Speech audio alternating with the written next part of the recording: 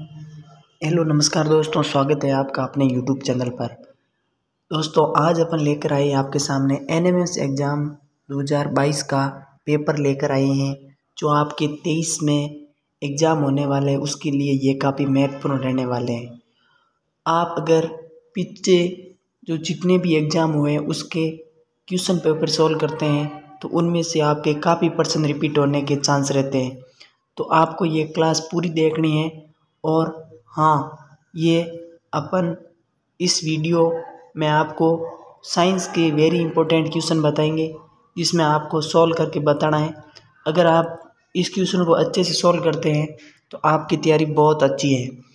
तो आपने अभी तक हमारे चैनल को लाइक शेयर एंड सब्सक्राइब नहीं किया है तो जल्दी सब्सक्राइब कर लें और बेल आइकन को प्रेस कर लें, क्योंकि हम सक्सेस स्टडी चैनल पर लगातार आपके वीडियो डाल रहे हैं। आपको अब हमने एक नई वीडियो या नए चैनल के साथ हमारे इस चैनल पर अपन साइंस और सोशल साइंस के वेरी इंपॉर्टेंट क्वेश्चन डालेंगे। तो आप हमारे साथ निश्चित ही दोनों चैनलों पर आप जुड़े रहें। आपको टेलीग्राम ग्रुप पर ऐड कर दिया गया है, उसका लिंक आपको डिस्क्रिप्शन बॉक्स में दिया जाएगा। तो आप इस चैनल को लाइक शेयर एंड सब्सक्राइब करें और अधिक से अधिक दोस्तों को शेयर करें। तो आपको बताना है कि ये जो पेपर है जो 2022 का है, 2022 का पेपर है, जो इस प्रकार आता है। आपका पूर्णांक रहने वाला है 180 नंबर, यानी 180 मिनट। आपके 180 मिनट में 180 पूर्णांक है। तो आपको ये पूरे निर्देश पढ़ लेने हैं अच्छे से। उसके बाद आपको ये क्वेश्चन पेपर सॉल्व करना है। तो आज अपन इसके साइंस के वेरी इंपॉर्टेंट क्वेश्चन करेंगे। उसके बाद अपन एक दिन पूरा पेपर सॉल्यूशन लेकर आएंगे। अगर आपका सपोर्ट रहा तो अपन पूरा पेपर सॉल्यूशन लेकर आएंगे। अगर आप इस वीडियो को अधिक से अधिक दोस्तों को शेयर करोगे या अधिक से अधिक इस वीडियो को लाइक शेयर एंड सब्सक्राइब करोगे तो अपन निश्चित ही पूरा मॉडल पेपर लेकर आएंगे और आपको इस वीडियो के अंदर बताया जाएगा। तो आज का वेरी इंपॉर्टेंट क्वेश्चन क्या है? क्वेश्चन है कि निम्न में से सूर्य का निकटतम ग्रह, आपको पूछा गया कि सूर्य का निकटतम ग्रह पूछा गया है, ये मंगल, पृथ्वी, शुक्र या शनि। तो आपको इसके अंदर बताना है कि सूर्य का सबसे निकटतम ग्रह कौन सा है। ये आपके 2022 में साइंस में पूछा गया प्रश्न है। तो इसमें बताना है आपका कौन सा ग्रह है। इसके अंदर राइट आंसर हो जाएगा ऑप्शन नंबर सी, यानी कौन सा ग्रह है? शुक्र ग्रह है, जो सूर्य का सबसे निकटतम ग्रह है। आप सभी को पता होगा सौरमंडल के अंदर कितने ग्रह हैं? सौरमंडल के अंदर 8 ग्रह हैं। तो सूर्य का सबसे निकटतम ग्रह कौन सा है? शुक्र ग्रह है। आगे चलते हैं अपन अगले क्वेश्चन की ओर। अगला क्वेश्चन है कि निम्न में से कौन सा है जो रासायनिक उर्वरक नहीं है। Very important question. ऐसे क्वेश्चन ये बार बार रिपीट होता है। ये क्वेश्चन 2019 के अंदर पूछा गया और फिर ये 22 के अंदर रिपीट हो गया। तो आपको ये मॉडल पेपर या original question paper, previous question paper आपको बहुत ज़्यादा हेल्प करेंगे। आपके आने वाले अगले एग्ज़ाम के अंदर बहुत ही ज़्यादा हेल्पफुल होने वाले हैं।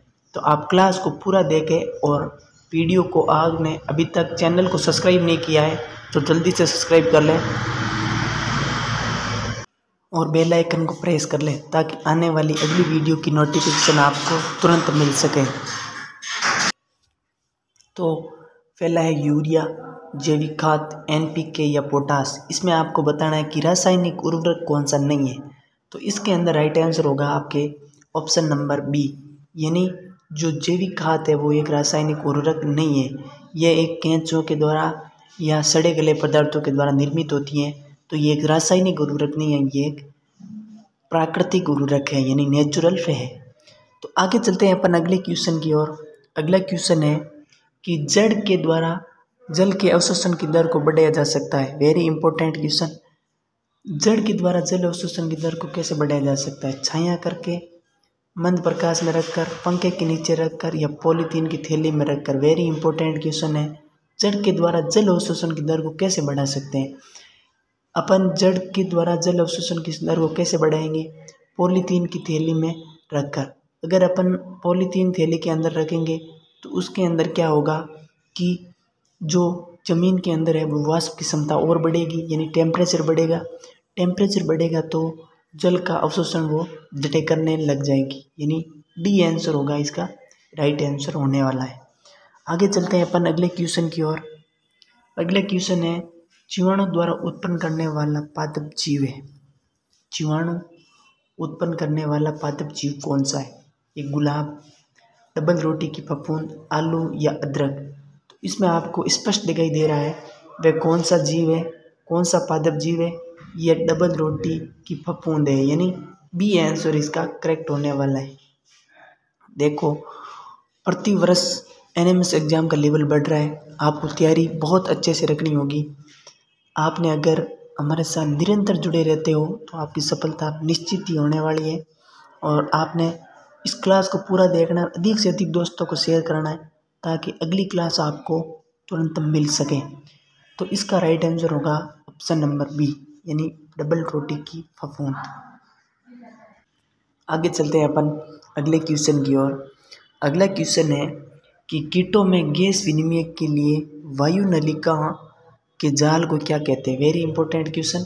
इसमें बताना है कि इसको क्या कहते हैं। ये वातक, श्वास रंध्र, पक्ष गुहा या क्लोम। तो इसके अंदर आपको ध्यान रखना है कि ये इसमें आपको इंग्लिश लैंग्वेज को भी ध्यान रखना है। इंग्लिश लैंग्वेज के अंदर अपन ट्रैकिया को क्या बोलते हैं? वातक बोलते हैं, यानी ए आंसर इसका राइट होने वाला है। ए आंसर इसका राइट हो जाएगा। आगे चलते हैं अपन अगले क्वेश्चन की ओर। अगला क्वेश्चन है, पश्चिमी घाट की वर्षा वनों में पाए जाने वाला जंतु कौन सा है? पश्चिमी घाट वर्षा वनों में पाए जाने वाला जंतु कौन सा? ए हाथी, न्यू वर्ल्ड मंकी, लाइट ट्रेलर लंगूर या मेंढक। तो इसमें आपको राइट आंसर बताना है। तो इसके अंदर राइट आंसर हो जाएगा लॉयन टेल्ड लंगूर, यानी सी आंसर इसका करेक्ट हो जाएगा। आगे चलते हैं अपन अगले क्वेश्चन की ओर। अगले क्वेश्चन है, निम्न में से धातु की प्रकृति नहीं है। आपको बताना है कि ऐसी कौन सा है जो धातु की प्रकृति नहीं है। अगाध वर्तनीयता, कुचालकता, तन्यता या सुचालकता, यानी धातु की प्रकृति कौन सी नहीं है। तो धातु की प्रति जो प्रकृति है वो नहीं है, क्या नहीं है? कुचालकता नहीं है, यानी बी आंसर इसका करेक्ट होने वाला है। बाकी धातु के अज्ञात वर्तनीयता, तन्यता और सुचालकता, ये तीनों ही धातुओं की प्रकृति होती है। आगे चलते हैं अपन अगले क्वेश्चन की ओर। अगला क्वेश्चन है कि निम्न में से कौन सा प्रतिजैविक औषधि है? Very important. प्रतिजैविक औषधि के बारे में पूछा गया है, यानी एंटीबायोटिक के बारे में पूछा है। Coffee powder, sodium carbonate, streptomycin, yeast powder. तो इसमें आपको राइट आंसर बताना है। तो विद्यार्थियों, इसके अंदर राइट आंसर होगा आपके ऑप्शन नंबर सी, यानी कौन सा है? स्ट्रेप्टोमाइसिन है जो प्रतिजैविक औषधि है। आगे चलते हैं अपन अगले क्वेश्चन की ओर। अगला क्वेश्चन है कि वाहनों के लिए सबसे कम प्रदूषक ईंधन है। आपको बताना है कि वाहनों के लिए सबसे कम प्रदूषक ईंधन कौन सा है? सीएनजी, बायोडीजल, केरोसिन या पेट्रोल। तो इसके अंदर राइट आंसर होगा ऑप्शन नंबर फर्स्ट, यानी सीएनजी है जो प्रदूषक नहीं है। आगे चलते हैं अपन अगले क्वेश्चन की ओर। इससे पहले आपने अभी तक हमारे जो भी नए चैनल पर जुड़े हैं, आप चैनल को ज़रूर सब्सक्राइब करें और बेल आइकन को प्रेस करें ताकि आने वाली अगली वीडियो की नोटिफिकेशन वह आपको पूर्ण रूप से आपकी एनएमएस एग्ज़ाम की तैयारी फ्री घर बैठे कर सकते हैं। तो आप चैनल को सब्सक्राइब ज़रूर करें। अगला क्वेश्चन है कि कैरम बोर्ड। अगला क्वेश्चन देख लेते हैं। अगला क्वेश्चन है कि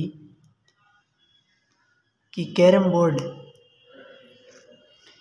बोर्ड पर पाउडर छिड़कने का घर्षण हो जाता है कम, अधिक, अपरिवर्तित या कह नहीं सकते। तो इसके अंदर आप सभी को बताएं, अगर कैरम बोर्ड पर अपन पाउडर छिड़क देंगे तो घर्षण की क्षमता कम हो जाएगी, यानी ए आंसर इसका करेक्ट होने वाला है। आगे चलते हैं अपन अगले क्वेश्चन की ओर।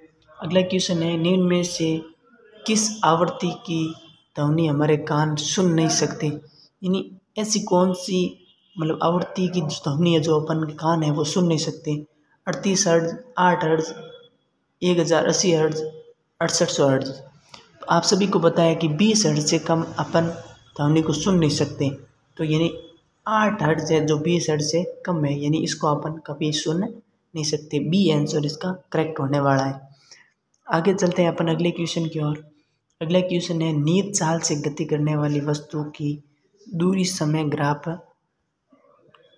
क्या होगा? ये जटिल रेखा, ये वृत्त रेखा, एक सरल रेखा, एक वृत्त रेखा। तो इसके अंदर आप सभी को ध्यान रखना है। इसके अंदर राइट आंसर होगा आपके ऑप्शन नंबर सी, यानी एक सरल रेखा होगा। यानी सी आंसर इसका करेक्ट होने वाला है। आगे चलते हैं अपन अगले क्वेश्चन की ओर। अगला क्वेश्चन है रूमिनेट्स में सेल्यूलोज का पाचन कहाँ होता है। रूमिनेट्स के अंदर सेल्यूलोज का पाचन कहाँ होता है, मुख में, अमाशय में, ग्रसिका में या अंधनाल में। तो इसके अंदर आपको ध्यान रखना है रूमिनेंट में सेल्यूलोज का पाचन कहाँ होता है, अंधनाल के अंदर होता है, यानी डी आंसर इसका करेक्ट होने वाला है। आगे चलते हैं अपन अगले क्वेश्चन की ओर। अगला क्वेश्चन है अशुद्ध जल की प्रकृति, वेरी इंपॉर्टेंट। इसमें बताना है कि आपको अशुद्ध जल की प्रकृति क्या है, ये अम्लीय, क्षारीय, उदासीन या अनिश्चित। तो इसके अंदर राइट आंसर होगा जो अशुद्ध जल होता है उसकी प्रकृति कैसी होती है, उदासीन होती है, यानी सी आंसर इसका करेक्ट होने वाला है। आगे चलते हैं अपन अगले क्वेश्चन की ओर। अगला क्वेश्चन है कि 40 सेंटीग्रेड 1 लीटर जल को 70 सेंटीग्रेड 1 लीटर जल के साथ मिलाया जाता है, इसका मिश्रण ताप क्या होगा। तो इसके अंदर आप सभी को पता है इसका राइट आंसर हो जाएगा ऑप्शन नंबर बी, यानी अगर उसको अपन तापमान को मिलाएंगे तो टेम्परेचर तो वही रहने वाला है ना। अगर 40 और 70 को मिलाएंगे तो 40 और 70 के मध्य हो जाएगा। ये गलती कभी मत कर देना कि 40 और 70 110 सेंटीग्रेड हो जाएगा। इसके अंदर आपके ऑप्शन नंबर बी करेक्ट होने वाला है। आगे चलते हैं अपन अगले क्वेश्चन की ओर। अगला क्वेश्चन है कि न्यूटन की डिस्क में कौन सा रंग नहीं होता, वेरी इंपॉर्टेंट। इसमें बताना कि न्यूटन की डिस्क में कौन सा रंग नहीं होता, बैंगनी, पीला, लाल या गुलाबी। तो इसके अंदर कौन सा रंग नहीं होता है, गुलाबी रंग वो नहीं होता है, डी आंसर इसका करेक्ट हो जाएगा। आगे चलते हैं अपन अगले क्वेश्चन की ओर। अगला क्वेश्चन है स्टेनलेस स्टील लोहे में कौन सी धातु मिलाकर बनाया जाता है, ये क्रोमियम और निकिल, कॉपर और सल्फर, एल्युमिनियम जस्ता या जस्ता व कॉपर। तो इसके अंदर राइट आंसर होगा आपके ऑप्शन नंबर फर्स्ट, यानी क्रोमियम व निकिल है जो धातु से मिलकर बनाया जाता है, यानी ए आंसर इसका करेक्ट होने वाला है। आगे चलते हैं अपन अगले क्वेश्चन की ओर।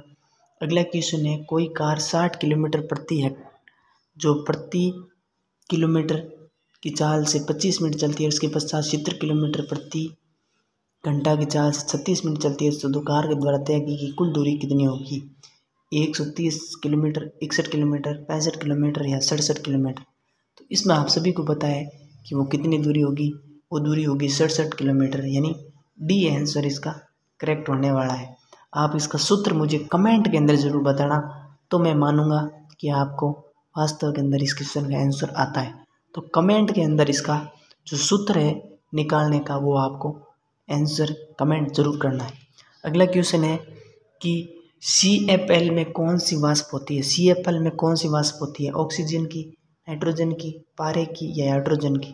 तो इसके अंदर राइट आंसर कौन सा होगा, इसके अंदर राइट आंसर होने वाला ऑप्शन नंबर सी, यानी CFL के अंदर कौन सी होती है, पारे की वाष्प होती है। आगे क्वेश्चन चलते हैं। अगला क्वेश्चन है घर्षण बल के संदर्भ में असत्य कथन का पूछा गया है।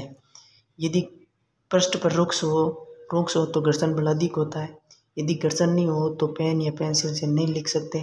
छत में पंखा और साइकिलों की दूरी में हब के बीच वाला बेरिंग घर्षण बल को बढ़ाता है, घर्षण के कारण जूतों के तले घिस जाते हैं।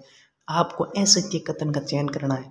तो असत्य कथन कौन सा है, ऑप्शन नंबर सी है जो असत्य कथन है, यानी सी आंसर इसका करेक्ट होने वाला है। आगे चलते हैं अपन अगले क्वेश्चन की ओर। अगला क्वेश्चन है कि जब किसी तार से विद्युत धारा प्रवाहित की जाती है तो वह चुंबक की भांति व्यवहार करता है।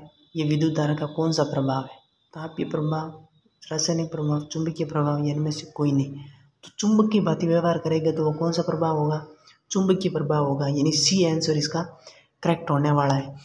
आप अगर क्लास को अच्छे से देख रहे हैं और आपको अच्छे से समझ आ रहा है तो क्लास को लाइक एंड शेयर सब्सक्राइब जरूर करो, ताकि हमें भी मोटिवेशन मिलता है। और अगली क्लास आपके मेंटल एबिलिटी या फिर सेट का, साइंस या मैथ का आपको क्वेश्चन पेपर या पूरा मॉडल पेपर प्रोवाइड करेंगे।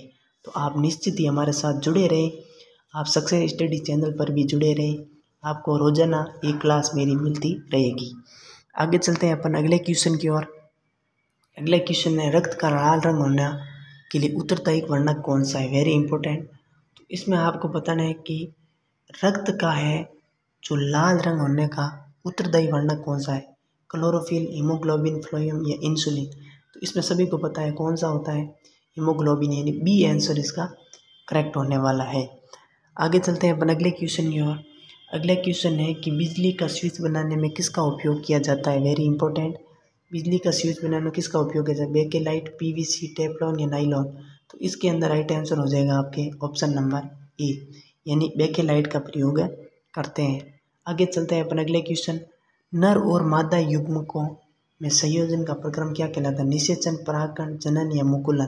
तो विद्यार्थियों इसके अंदर ध्यान रखना क्या कहलाता है, निषेचन कहलाता है, यानी ए आंसर इसका करेक्ट होने वाला है।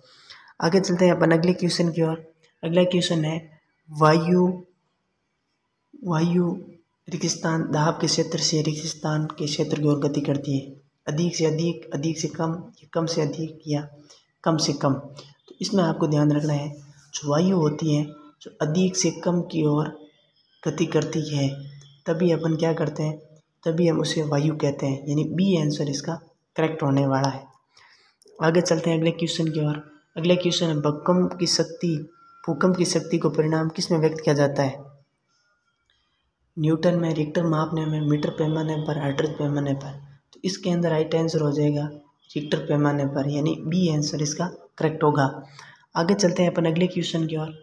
अगला क्वेश्चन है संगमरमर का कैंसर किसके कारण होता है। संगमरमर का कैंसर किसके कारण होता है। सीएफसी के कारण, अम्लीय वर्षा के कारण, पौधे घर प्रभाव के कारण, सीएनजी के कारण। तो आप सभी को पता है संगमरमर का जो कैंसर है वो अम्लीय वर्षा के कारण होता है। जो ताजमहल क्या हुआ है अभी, ताजमहल अम्लीय वर्षा के कारण वो कालापन यानी काला पड़ गया है। आगे चलते हैं अपन अगले क्वेश्चन की ओर। रेशम के रगड़ने पर कांच की छड़ के द्वारा कौन सा आवेश अर्जित होता है। धनावेश, ऋणावेश, उदासीन, इनमें से कोई नहीं। तो इसके अंदर राइट आंसर हो जाएगा ऑप्शन नंबर ए, यानी धनावेश होता है। आगे चलते हैं अपन अगले क्वेश्चन की ओर। कौन सा प्राकृतिक सूचक नहीं होकर मानव निर्मित सूचक है। हल्दी, लिटमस, मेथिल ऑरेंज, गुड़हल की पंखुड़ियाँ। तो आप सभी को पता है ये हल्दी, लिटमस और गुड़हल की पंखुड़ियाँ एक प्राकृतिक है, जबकि मेथिल ऑरेंज है जो क्या है एक मानव निर्मित है। आगे चलते हैं अपने अगले क्वेश्चन की ओर। अगले क्वेश्चन है शरीर के बाहर कृत्रिम निषेचन तकनीक को क्या कहा जाता है। कायांतरण, IVF, IFV, FIV। तो इसके अंदर आपको ध्यान रखना है IVF, यानी बी आंसर इसका करेक्ट हो जाएगा। आगे चलते हैं अपन अगले क्वेश्चन की ओर। निम्न में से कौन सा विद्युत का चालक नहीं है। आपको बताना है कि विद्युत का चालक कौन नहीं है। नमक का घोल, हैंडपंप का जल, तालाब का जल, आसुत जल। तो आसुत जल सभी को पता है कि विद्युत का चालक नहीं होता, यानी डी आंसर इसका करेक्ट हो जाएगा। आगे चलते हैं अपन अगले क्वेश्चन की ओर। अगला क्वेश्चन है कि वन्य जीवों के संरक्षण है तो संरक्षित क्षेत्र कौन सा नहीं है। वन्य जीव अभ्यारण्य, राष्ट्रीय उद्यान, जैवमंडल आरक्षित क्षेत्र, औद्योगिक पार्क। तो इसके अंदर जो वन्य जीवों के संरक्षित और संरक्षित क्षेत्र कौन सा नहीं है, औद्योगिक पार्क है वो नहीं है। डी आंसर इसका करेक्ट होने वाला है। आगे चलते हैं अपन अगले क्वेश्चन की ओर। अगला क्वेश्चन है पक्की सड़कों के निर्माण में किसका प्रयोग किया जाता है। वैसलीन, बिटुमिन, कॉक या पैराफिन। तो इसके अंदर आपको ध्यान रखना है, सभी को पता है कॉक यानी कोयले का प्रयोग किया जाता है।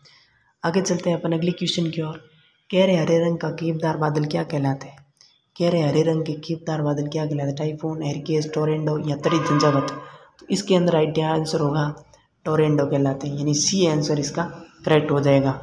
आगे चलते हैं अपन अगले क्वेश्चन की ओर। अगला क्वेश्चन है चीनी को एल्कोहल में परिवर्तित करने वाला प्रक्रम का नाम क्या है। नाइट्रोजन स्थिरीकरण, मोल्डिंग, किण्वन या संक्रमण।